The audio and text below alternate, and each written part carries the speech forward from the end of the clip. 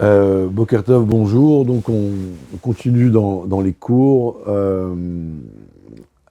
Alors donc l'idée un peu du projet de ces cours, c'est de faire les cours à la mémoire des personnes disparues. Euh, alors pour un petit peu me remettre dans le contexte, euh, c'est bien de rappeler un peu les choses. C'est que quand on fait une mitzvah pour une personne disparue, c'est pas seulement pour nous faire plaisir, euh, parce qu'on dit voilà, j'ai fait quelque chose pour la personne qui est pas là, mais étant donné que l'âme continue à exister, euh, quand on étudie, à sa mémoire, l'âme profite de l'étude, du fait que vous étudiez, parce qu'en fait, chacun, quand il étudie, il fait une mitzvah, et ça fait du bien, ça permet à l'âme d'aller plus haut. Je crois qu'on l'avait déjà expliqué, on le réexpliquera pourquoi ça a cet effet-là. Donc c'est bien pendant la première année d'avoir des moments, des mitzvot, et en l'occurrence d'étudier pour ça. Alors avant de démarrer le petit cours, je vais vous raconter une histoire qui est voilà, une histoire qui a un message fort. C'était un rave, un chaliach du Ravi qui avait organisé un gala. Et il devait recevoir 200 personnes, je crois. Il avait tout préparé, l'orchestre, etc. Et le soir du gala, il y a une tempête. Donc les gens ne sont pas venus. Et il y a eu un invité.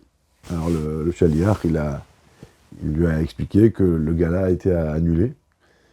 Et par la suite, il avait écrit au rabbi en lui disant, voilà, il décrit un petit peu les différents événements qu'il avait fait. Il avait raconté cette histoire. Et le rabbi lui avait répondu, vous aurez dû maintenir le gala pour une personne. Voilà, donc c'est des fois dans la vie, on a des doutes, on se décourage ou quoi, mais c'est c'est pas la quantité qui compte, c'est la qualité. Et des fois, on sait pas, on fait une chose, une petite chose, et on connaît pas les conséquences que ça peut avoir. Ça s'appelle l'effet boule de neige. Voilà, c'était une petite introduction. Alors aujourd'hui, on va parler un peu de Sfirat HaOmer, du décompte du Homer.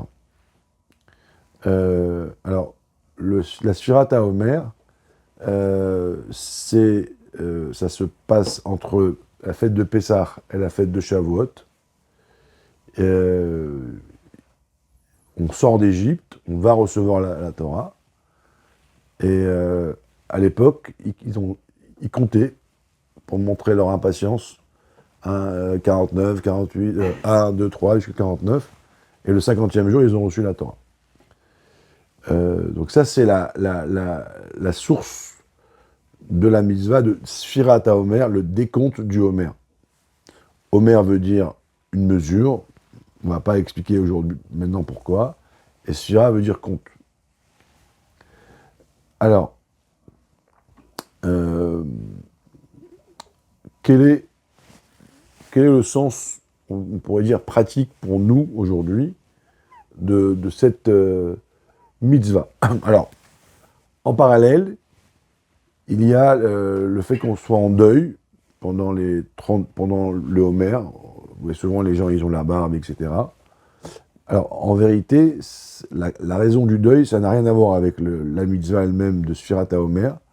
C'est un événement qui s'est produit plusieurs centaines d'années plus tard, où il y a eu un drame au sein du peuple juif qui a, qui a fait que le peuple juif s'est mis en deuil, qui est tombé au même moment, mais au niveau des années et au niveau du sang, ça n'a rien à voir. Voilà, c'est deux événements différents. Voilà, ça c'était le côté technique.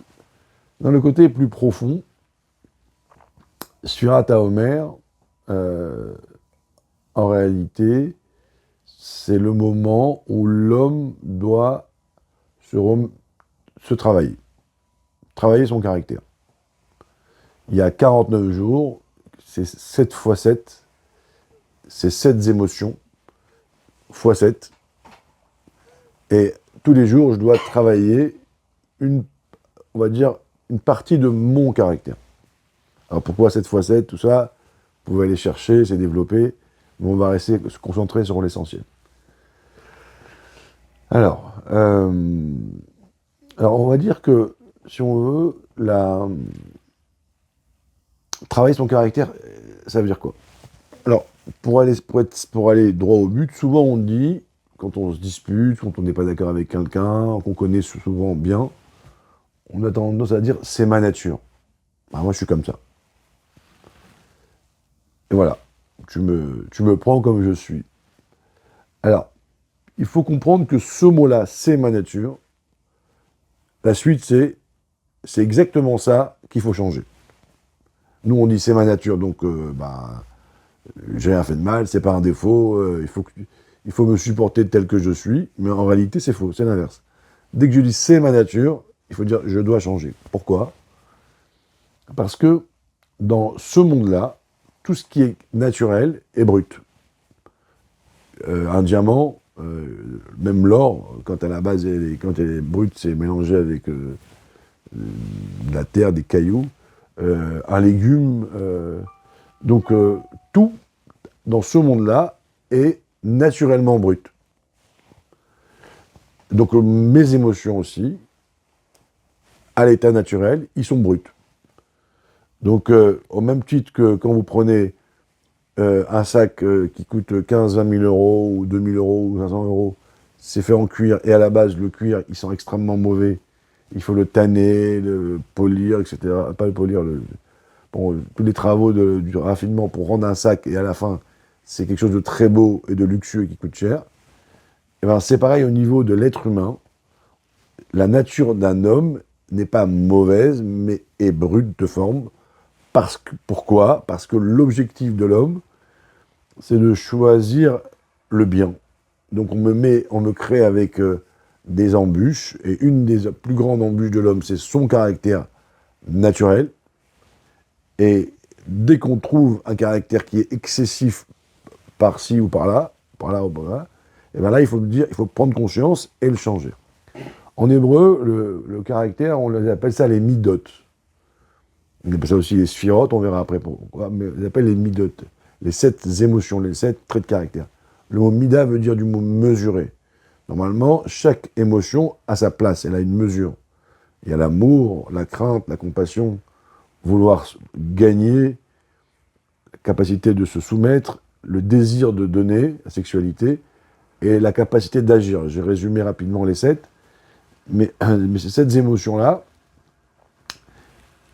s'ils ne sont pas mesurés, si je suis trop dans l'excès d'amour ou trop dans l'excès de la rigueur, en fait, je détruis l'autre et je suis quelqu'un d'insociable, et même moi, je ne suis pas vraiment heureux. Donc on doit apprendre à avoir des émotions mesurées, et cela passe par un travail sur soi, et la suite au prochain épisode.